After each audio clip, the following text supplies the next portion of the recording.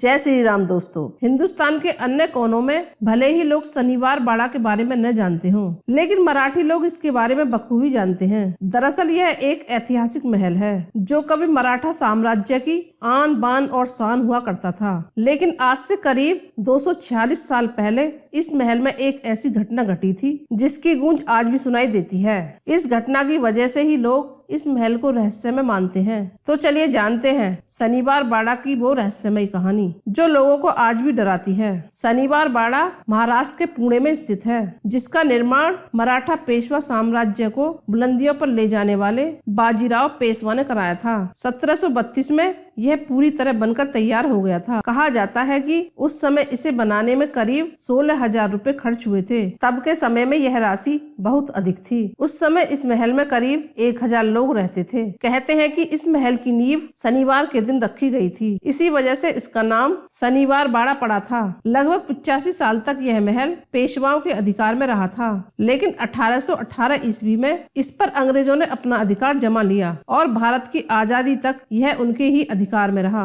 कहते हैं कि इसी महल में 30 अगस्त 1773 की रात 18 वर्षीय नारायण राव की षड्यंत्र करके हत्या कर दी थी, जो मराठा साम्राज्य के 9वें पेशवा बने थे। कहा जाता है कि उनके चाचा ने ही उनकी हत्या करवाई थी। स्थानीय लोगों का कहना है कि आज भी अमावस्या की रात महल से किसी की दर्द भरी आवाज सुनाई देती है, जो बचाओ बचाओ चिल्लाती है। स्थानीय लोग कहते हैं कि ये आवाज नारायण राव की ही है। शनिवार बाड़ा से जुड़ा एक और रहस्य है जो आज तक अनसुलझा है। वर्ष 1828 में इस महल में भयंकर आग लगी थी, जो 7 दिनों तक जलती रही थी। इसकी वजह से महल का बड़ा हिस्सा जल गया था। अब यह आग कैसे लगी थी, ये आज भी एक सवाल ही बना हुआ है। इसके बारे में कोई नहीं जानता। आज के समय का शनिवार बाड़ा किला खंडर में तब्दील हो गया है, जिसके 5 दरवाजे बचे हुए हैं, जो दिल्ली दरवाजा, खिड़की दरवाजा, गणेश दरवाजा, नारायण दरवाजा और मस्तानी दरवाजा के नाम से जाने जाते हैं। शाम 6:30 बजे के बाद किले में प्रवेश सख्त वर्जित है।